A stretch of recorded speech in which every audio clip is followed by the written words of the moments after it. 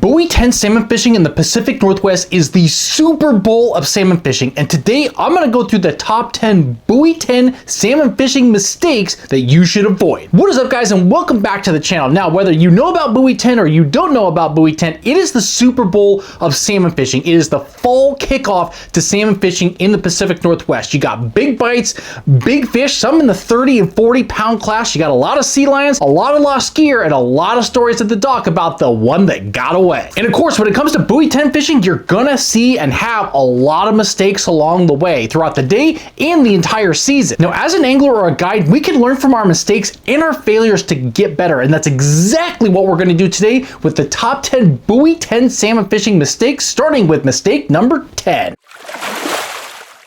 Now, starting out the list at number 10 is to not have a game plan. And this just comes down to ill-advised planning and not having at least somewhat in your head about what you're gonna do at the start of the day or from one day going into the next day of how you're gonna approach the fishery and how you're gonna attack after the salmon. With 40 square miles in the Astoria estuary in Buoy 10, that's a lot of water to cover. You got boats spread out up and down the fishery, and each day it's gonna change a lot. So one of the things you wanna have is a game plan going to each single day. What worked the day before? What are you hearing from other guides, other anglers on what's working well, what's not working well, and coming up with some sort of game plan to say, okay, I'm going to target my salmon over in this area. I'm going to start here. I'm going to move to this. Here's the baits I'm going to start with. What worked yesterday? Here's what I think is going to work today based off of water temperature, where you were marking fish, where you were seeing fish caught. Having a game plan helps a ton in terms of success throughout the day and going into those first couple of early hours. Now, you may need to scrap the game plan because it's not working right away, but overall, get in with a game plan that's going to help you be more successful at the end of the day. Now, mistake number 9 has to do with baits, and that is not changing out your baits enough. And this can be overlooked quite a bit because we're fishing a lot of spinners and spin fish and hardware down in the estuary at Buoy 10. And if you just get used to the same old gear that you're fishing all the time, it may work. The color of spinners may work, the spin fish and your bait, but you want to freshen it up at times and not just go to the same old stuff, especially on those slower days. If you're really struggling to get a bite or two or just getting anything to stick, you want to start changing out baits, especially like in stuffer baits and spin fish and Brad super baits. You definitely want to be changing out what's in those baits, the tuna, the fish snip. You want to be able to cycle through that very often with the warmer water temperatures, with the Columbia River water meeting the salty water from the ocean. You're going to want to flip through those baits more often. But then you're going to have spinners like Mexican Hat, Bronco, and Coast Guard that always seem to work. But if you've got multiple rods in the boat, or if you're guiding clients out there and you've got 6 different rods out, mix up the different spinners. So be okay and don't make the mistake of just keeping to the same baits or just leave your stuffer baits out there for hours on end. Definitely make sure you change it up and freshen things up from time to time, because that could potentially strike a really big bite or just get you on a hot streak throughout the day. Now, mistake number 8 is not trying something new. And this could come down to a few different things. You could try different spots, you can try different spinners, you can try different baits, you can try different flashers as well, different leader lengths, different styles of spinners and hoochies. You need to be okay with trying different things throughout the season, because some days the fish are gonna like some colors and some baits, and other days they're not gonna like that in particular. Again, the estuary in Astoria changes so much in terms of the water flows, the water temperature, the tide swings, even every hour to hour throughout the day, the fishery is going to fish differently and the bite's going to happen differently. And you need to be okay with trying different things, or even just trying new spots, especially if you're newer to the fishery. Just going to fish a different area, trying something completely different that you've never done before, and just see what happens. Learn from that. Give yourself an opportunity to learn more and more. And I think that's the biggest thing about the Buoy 10 fishery is it's so large, there's so much going on, but it gives you an opportunity to learn a lot. There's a lot of fish around, so you can experiment with different baits, different colors, and just try different things. One thing you should not try when you go with a guide is to actually sneak on your own homemade custom spinner, because that can get you in a lot of hot water. Don't ask me how I know.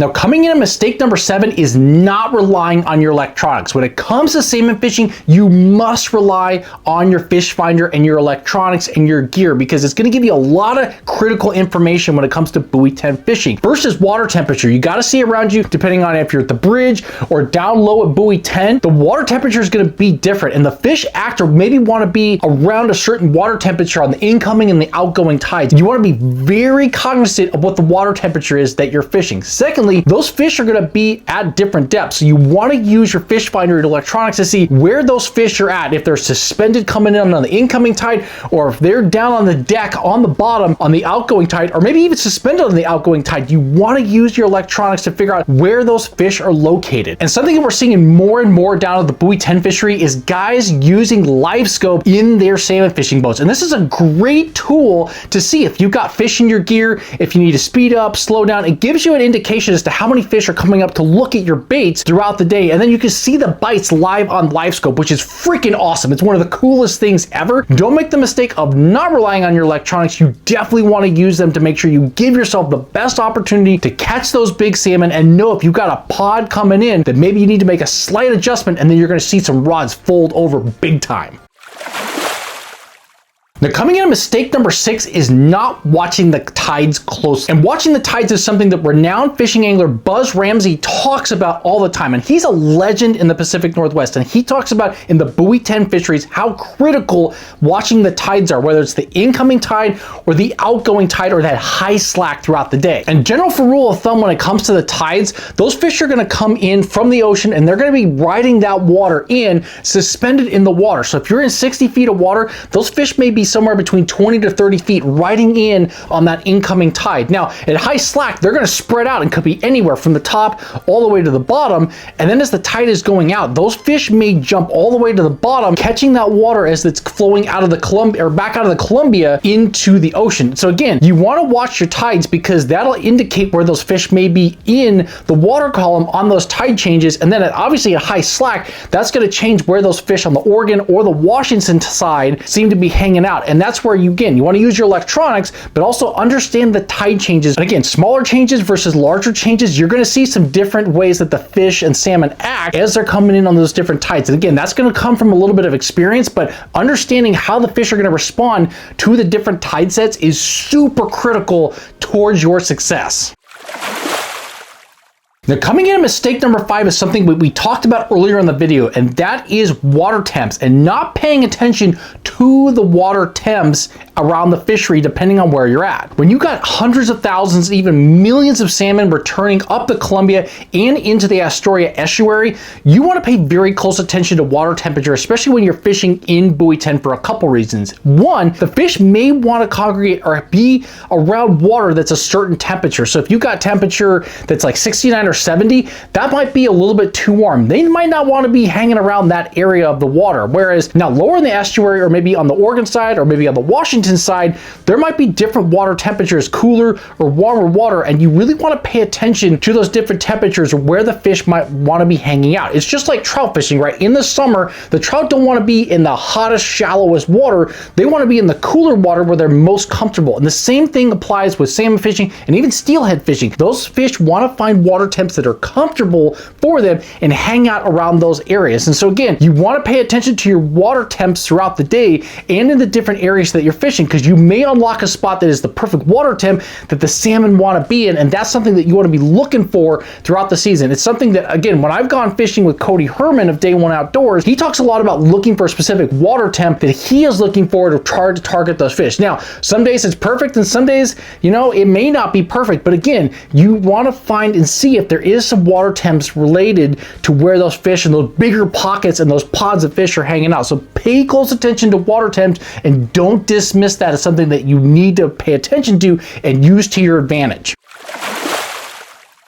Now, tip number 4 is one of my favorite and one of my funniest tips, which is to not chase the cell phone bite. And this is always hilarious because if you go out with a guide and they get on the phone, they're calling their buddies, how you doing? How's the bite been? How many have you got? It's always funny because they're like, oh man, should I leave this spot? Should I go? Oh, you got a hot bite there? Okay, I got to jump off the phone. Guys, we got to go jam down there. It's always funny when guys are like, we got to go chase this bite. It's 15-minute boat ride, but we got to get down there. There's a super hot bite. And then when you get down there, it's completely dead. So every time I bring up this topic, it's always funny because I've never heard somebody say, hey, I chased the cell phone bite all day and I crushed it. And you never really hear that because it's not a thing, and it's always funny. Now the funnier thing that usually happens is a guy's on the phone, he's kind of hemming and hawing, oh, should I go? Should I leave? How's the bite down there? And then you get a bite in the boat. All of a sudden the rod folds over and bam, well, I guess we shouldn't leave this spot because why would you leave fish to go find more fish? So maybe we don't need to chase that cell phone bite. And again, I've heard and seen so many guys try to chase that bite, leave a spot, travel downriver, travel upriver, 20, even sometimes 30-minute boat rides to go chase a hot bite, and by the time they get there, it's dead, it's gone.